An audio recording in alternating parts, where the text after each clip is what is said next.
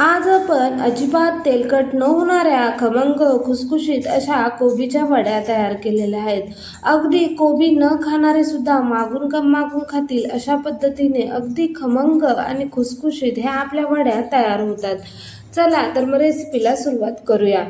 त्यासाठी इथे मी 1/2 किलो कोबी स्वच्छ धुवून घेतला आणि छान खिसणीने किसून घेतलेला आहे. इथे आपल्याला कोबी किसूनच घ्यायचा आहे, जेणेकरून छान बारीक असा किसला जातो आणि आपल्या वड्या चांगल्या तयार होतात. इथे मी एक मोठी वाटी भरून हिरवी कोथिंबीर छान बारीक चिरून घेतलेली आहे.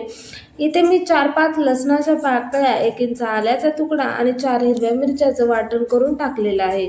इथे मी पाव चमचा इतकी हळद, अर्धा चमचा जिरेपूड, अर्धा चमचा धनेपूड आणि चवीप्रमाणे आपण इथे लाल तिखट टाकणार आहोत. इथे मी आधी 1 चमचा काश्मीरी मिरची पावडर देखील टाकलेली आहे. इथे तुम्ही काश्मीरी मिरची पावडर टाकू शकता किंवा घरातलं कोणतंही लाल तिखट टाकू शकता. 1 चमचा इतके मी पांढरे तीळ यामध्ये टाकले आहे, त्यामुळे आपल्या वडीला छान खमंग अशी चव येते. इथे आपण चवीप्रमाणे मीठ टाकून घेतलं आणि हे सर्व जिन्नस छान हातानेच एकजीव करून घेतलेले आहेत. यामुळे छान असं कोबीला स्वतःचंच पाणी सुटतं आणि या सुटलेल्या पाण्यामध्येच आपण छान असं पिठाचा गोळा इथे तयार करून घेणार आहोत. आज आपण इथे एक थेंबही पाण्याचा वापर करणार नाही. इथे मी 2 चमचे इतकं तांदळाचं पीठ टाकलेलं आहे. तांदळाचं पीठ टाकल्यामुळे काय होतं, आपली वडी छान खमंग खुसखुशीत अशी तयार होते. यामध्ये आपण पाव चमचा इतका हिंग देखील टाकलेला आहे. इथे मी 1 वाटी बेसन घेतलेला आहे आणि आता आपण गरजेप्रमाणे लागेल असं थोडं थोडं बेसन पीठ टाकून छान असं पीठ तयार करून घेणार आहोत. इथे तुम्ही बघू शकता की मी 1 वाटी संपूर्ण इतकं बेसन पीठ इथं वापरलेलं आहे. इथे आपला गोळा छान असा तयार झाला आणि याचे मी इथे रोल तयार करून घेतले. एका चाळणीत ठेवून घेतले. चाळणीला थोडंसं तेल लावून घ्यायचं. इथे एका पातेल्यामध्ये गरम पाणी इथे मी करायला ठेवलेलं होतं आधीच. आता त्यावर चाळण ठेवून घ्यायची आणि त्यावर आपण झाकण ठेवून 15 मिनटं छान अशी ही वडी वाफवून घेणार आहोत.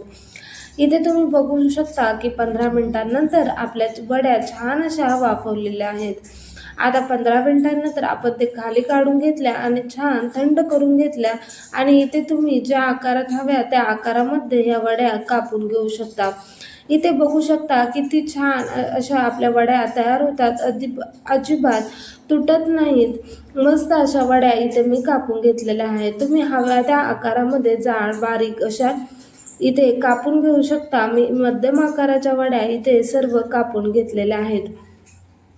आता आपण इथे तळण्यासाठी एका कढईमध्ये तेल गरम करत ठेवलेलं आहे. इथे आपलं तेल चांगलं गरम झाल्यानंतर आपण ज्या वड्या कापून घेतलेल्या होत्या त्या वड्या यामध्ये टाकून घेतलेल्या आहेत. आता अलटीपलटी करत आपण दोन्ही बाजूने छान अशा सोनेरी रंग होईपर्यंत वड्या तळून घेणार आहोत. तुम्हाला जर हा व्हिडिओ आवडला असेल तर व्हिडिओला लाईक करा आणि चॅनलला सबस्क्राईब करा. इथे तुम्ही बघू शकता की आपल्या दोन्ही बाजूने वड्या छान अशा इथे तळल्या गेलेल्या आहेत. या वड्या तळताना अजिबात तुटत वगैरे नाहीत. अगदी खमंग खुसखुशीत अशा आपल्या वड्या तयार होतात. तुम्ही एकदा जर ह्या वड्या करून बघितल्या तर नक्कीच घरातले सर्व आवडीनं खातील. इथे तुम्ही बघू शकता की अगदी सोनेरी रंगावर मस्त अशी मी वडी तळून घेतलेली आहे. अगदी आतपर्यंत खुसखुशीत आणि अजिबात तेलकट ही वडी होत नाही. इथे मी याच पद्धतीने सर्व वड्या इथे तळून घेतलेल्या आहेत. आता इथे तुम्ही बघू शकता आपल्या छान अशा वड्या तयार झालेल्या आहेत.